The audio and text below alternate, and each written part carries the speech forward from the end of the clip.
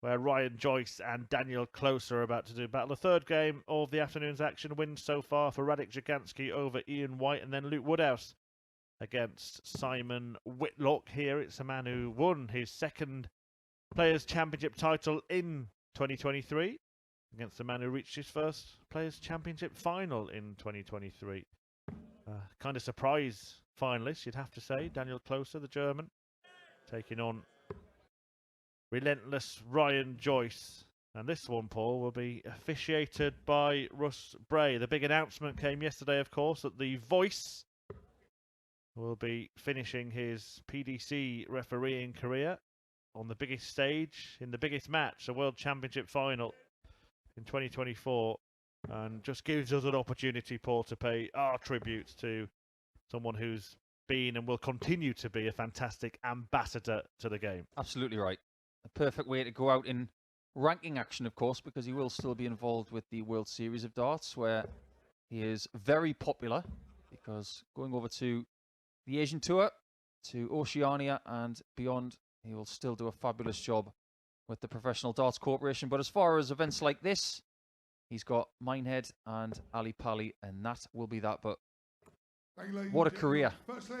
And there aren't many people, and I say people for a reason, not just players, who transcend their sport. Russ has done that. Well, let's cherish the iconic 180 call when we get the opportunity.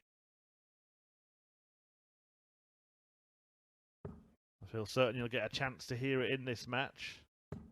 Joyce in particular, well accustomed to a maximum or two. If he gets that dart low in the treble 20 bed. Yeah, very much an overstacking method that he uses. And he has admitted in the past that the scoring element of the game is weaker than his ability to hit doubles.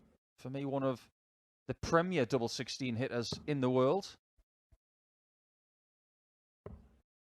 127. It's been an interesting season for both of them, hasn't it? You mentioned that Ryan's got his second PC title next to his name, with this sort of intramural northeast battle going on between Rids, Dobie and Joyce to see who can get the most titles by the end of their careers. And Joyce has had over 3 years to wait between the first title and the second. But boy, did he have a good summer. 2 finals and a win. And he went from outside of the World Championship spots to in comfortably and into this event comfortably as well. That puts him in a good spot to comfortably take this opening leg. Closer wants treble 20 and then the 25 at least, but he hasn't got the first part of that equation, so it means that Joyce will get 2 bites at this 106. Very much a double 16 merchant, isn't he? And he'll get a go at that target. In it goes, showing how good he is on that particular double there. Really confident cleanup of that 106. I'm not really convinced that there's anybody better in the world at double 16 than Ryan. That's the best compliment I can pay him. And I'm not just saying it because he's playing right now, or the fact that he is from a part of the world that is very dear to my heart. The evidence suggests that he is one of the best double 16 hitters we've ever seen. He is that good. Well, there have been mirroring matches so far on the main stage and here on stage 2. 6-2 wins for Ross Smith and Radek Jaganski in their openers, and 6-4 wins for Ryan Searle and Luke Woodhouse. The defeated players, Scott Williams, Boris Kritschmar, Ian White and Simon Whitlock. Yeah, everything going with form books so far, Murph. We're not seeing what you could construe as an upset.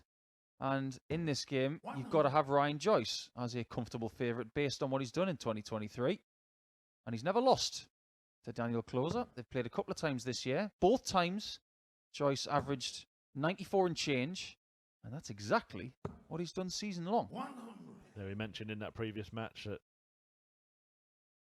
arguably the greatest Australian player of all time, Simon Whitlock, was on the stage. Well, the greatest Australian player of this time is on the main stage right now, Damon Heta, and he's 1 leg to the good against Jules van Dongen. Horrible draw, that. Absolutely lethal draw to get JVD at this stage of his career, who's looked very buoyant over the last few months. So Damon's got his work cut out on the main stage this afternoon. Started like a train, though, seemingly. Looks set to double his advantage. Well, if he's anything like an Aussie train, it could be a long game. They've got some long trains over there. Well, if this game was a train for Daniel, he'd be right on time. Well, come on, Paul, I haven't asked you yet with the third match in. Who are you going to choose as the winner of this tournament? Did you just go full Ralph Wiggum on me? You got me a card? Who am I going to choose for this tournament? I didn't think that Humphries would win this one. I thought this might be the right time for Price to win. And he is the #1 seed. It was Price, of course, who beat Daniel Klose in his Pro Tour final. Klose looking now for double 5. And getting double 5. Third leg, Ryan to throw first.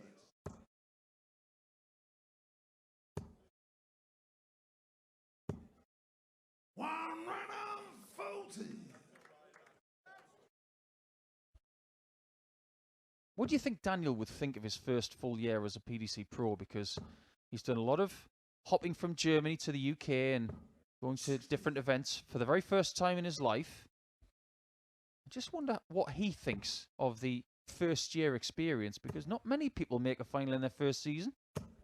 I do wonder if it's a year where you reflect on it as sort of okay with one good day. A bit like your birthday at the office, Paul. Somebody get him a cake. Well, think about that good day. It was quite a good hit list that day as well. Devin Peterson, who isn't in this tournament. Gabriel Clemens beat the world champion and world #1, Michael Smith.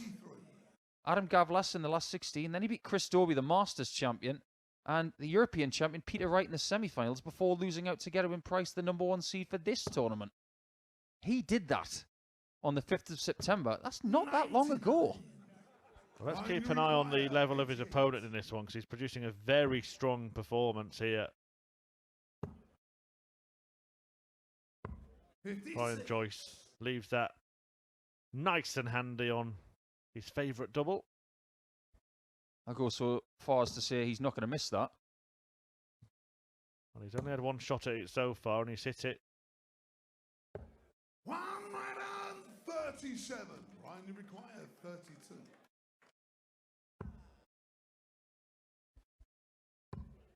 Well, he gets it right in the end, took out the 32.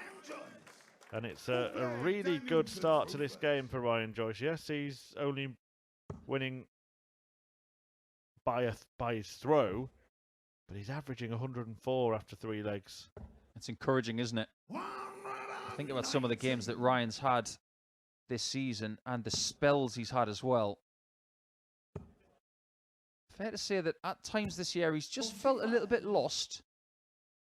But that period between making that first final of the year, where he lost to Damon Hetter on the 11th of July, and all the way through to the day where he won, there were some excellent performances in there, and he was starting to concentrate those performances brilliantly when he did win in the middle of October. Averages that day of 105, 102, 105 again. So him doing that on this stage would not be that foreign to him. Yeah, he's a dangerous player, you know, and I'm going to let you into a little secret now. I was having a conversation with some friends and colleagues, and we picked our semi-finalists for this tournament. Ryan Joyce was one of mine. Interesting. I could sit here and throw the word poppycock at you, but I don't disagree with that. I think that is a very good call. I've just looked at the section of the draw that he's in and felt he could come through. Joe Cullen or Jamie Hughes awaits the winner of this one. With all due respect, neither player in any real kind of form. Dirk van Dijvenbode and Jermaine Watermain are in this section of the draw as well. Again, we know Dirk's struggling with his injury troubles. And then the one that most people might look at is, well, Michael Smith, the world #1 and world champions in this section of the draw. I'm just trying to figure out why Ryan Joyce went for treble 17 on 97. He's not one to get counting wrong. There must be some sort of method behind that madness. Well, maybe so he can now go treble 16. And he's got the treble as well. Go your own way, Ryan. He's been sipping from the Mervyn King Cup here, the former finalist in this tournament twice. Yeah, real Fleetwood Mac spell there from Ryan Joyce. The 17 route to tee up the unorthodox 80, but he pulled it off. I think you're right, you know. I think he went for treble 17 purely to leave 80. And there are players who do go their own way. And the only way we can criticise is if they miss it. But he didn't. What other games this afternoon are piquing your interest? Because we do have an old Belgian battle coming up between De Decker and Mario van der Behade. We've got Ricardo Pietreczko against Christian Kist. I'm looking forward to that one. Well, I'm just enjoying this one. Ryan Joyce is really purring here.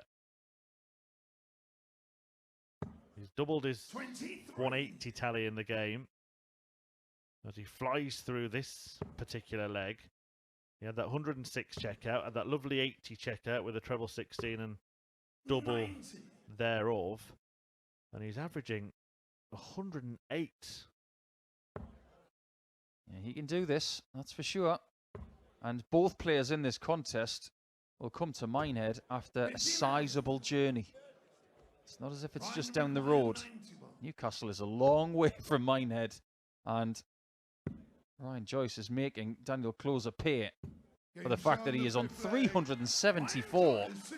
And it's 4-1 to the man who may have driven here, but Daniel Klose will have needed a flight. He will have needed a train and a car. A real Steve Martin-style journey just to get to Minehead in November. But it's getting better for Ryan Joyce. 15-15, 14-12 his winning legs in this match.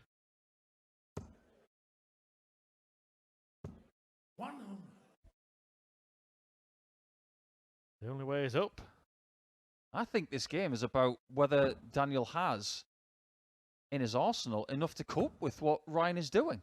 And I'm talking about a peak Daniel Klose. Have we seen anything from him this year that tells us he can do this to almost deflect what Ryan's doing? I'm not sure he does. Yeah, this is the standout display of the tournament so far. Although Damon Heta is rivaling it, not maybe in terms of average, but the fact that he's so far yet to drop a leg against Jules van Dongen. He leads that match 5-0. I'll tell you what the evidence is about what I've just said as well. The best average of this year from Daniel Klose in a Players' Championship match is 102. Yeah, it's going to take some going to match this kind of level from Relentless, who's living up to his nickname here. Needs another just to leave a finish. Could use the 60, it's open. 126. Well, Joyce would love to fill it up or at least get a 140. The 140 would leave him that 80 again. I would assume he would go the same route we witnessed a couple of legs ago. Watch him go a different route this time just to try and confuse everybody. And he is going to be under pressure. Well, you would actually think that a safe tops attempt would be the right route for Ryan Joyce, the way his darts land, but treble 60, oh, it could be that. He went for the treble. It's not going to be in the way, but he does go a different route, but gets the same outcome. 82 ways for Ryan Joyce in this match. A match he leads 5-1. And he's turned on the style here on stage 2. It's starting to sound like a master chef, Murph, saying, well, for my next course, it's going to be 82 ways. But he's playing so well at the minute that you saw from that celebration in winning leg 6 that he is very much up for this tournament. Yeah, the average still north of 105 for Ryan Joyce. It's going to be in 3 figures at the end of this match. Can't see it dropping below a ton unless he carries on scoring like that. You can't take anything for granted, though. think back to a previous World Championship experience for Joyce where he was cruising at 2-0 up. He was on the verge of winning the match.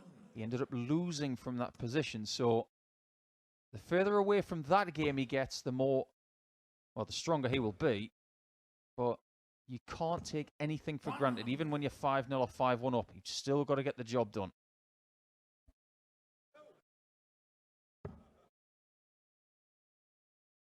Klose starting on the 20s there has made it difficult for himself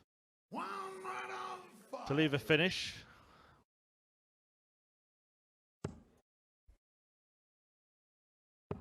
From 222, you're thinking, if it's going to be troubleless, at least you can still get to a finish. But it just goes to show how wayward that was from Ryan, that he can't even get to 170 or better. Well, is there a way back? And Daniel will make it closer.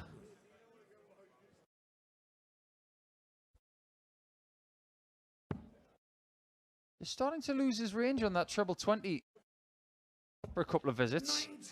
I needed that treble 19 to come up trumps.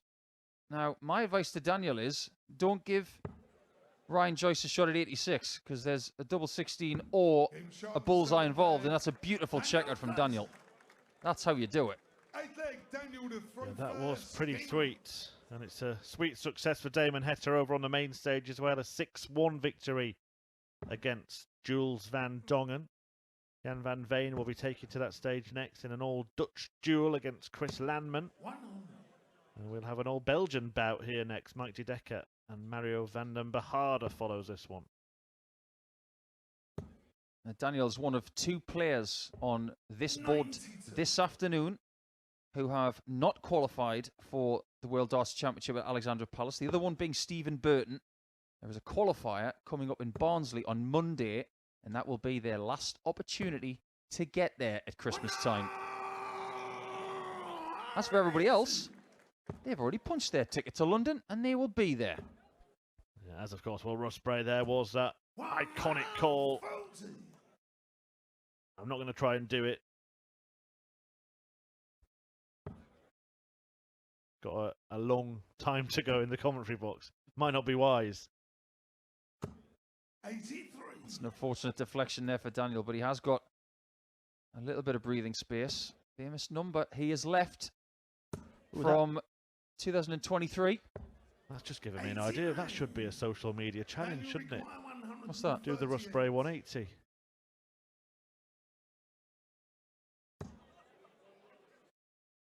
Ryan Joyce having left 180 can't go out here. So this is, I mean, Paul Nicholson said a couple of legs ago, don't take anything for granted. I felt like replying, don't be silly, but this could be turning around.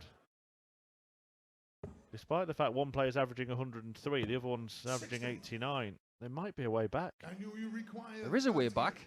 Don't give Ryan Joyce a shot for the match. But he took your advice, Paul, in the previous leg, and he heeds it again. Closer, closes the gap. It's now 5-3, but Joyce does have the darts in this one. Do you think if Daniel did qualify for Alexandra Palace, he'd walk out to Daniel by Elton John? Or Closer by Neo? He's spoiled for choice. I mean, it wouldn't be the best sort of confidence-building walk-on song. The lyric is, I can see Daniel waving goodbye, isn't it?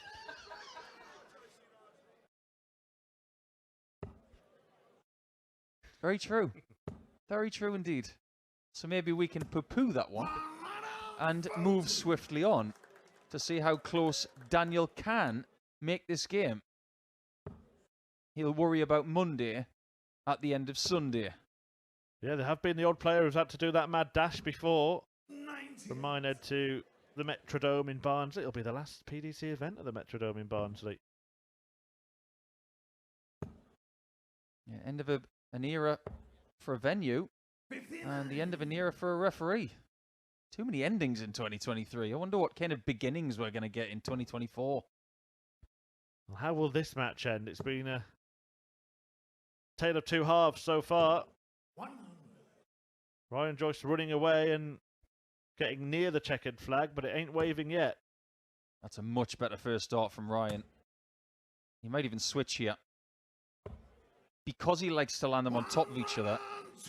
With dart 3 there, he had to go either left or right. He didn't like it. So in that spot, he loves to switch. Well, all sorts of options on 115. 43. But now it doesn't really matter which way he goes because there's no finish for his opponent. 60. Would have left double 18. And that's okay. I would say something more buoyant than that, but he's not going to leave 32 from 56 unless he goes for treble 8, which, let's face facts, considering he went for treble 16 on 80, and now wouldn't be surprised if he went treble 8 here. I've seen it done, not by him. He goes for a 20 for a double 18. 38. Match darts go begging. Is there a plot twist?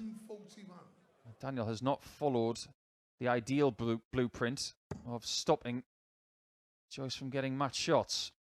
And now he cannot stop him getting any more. The fact he's on 18, though, makes that decision to leave double 18 questionable, doesn't it? Ryan, you require 18. He's going to leave double 8 instead. And double 8 he has hit. He has dominated that match at times. A couple of legs late on for Daniel Klose, but it is Ryan Joyce who makes his way through to round number 2 in a season where he has got his second Players' Championship title. He may be a danger in this section of the draw. And Joe Cullen and Jamie Hughes, well, they will be looking at this game and thinking, I've got to get my way through to round 2, but if I do, I've got a game on my hands, because Relentless was just that, winning that one in 9 legs very, very comfortably.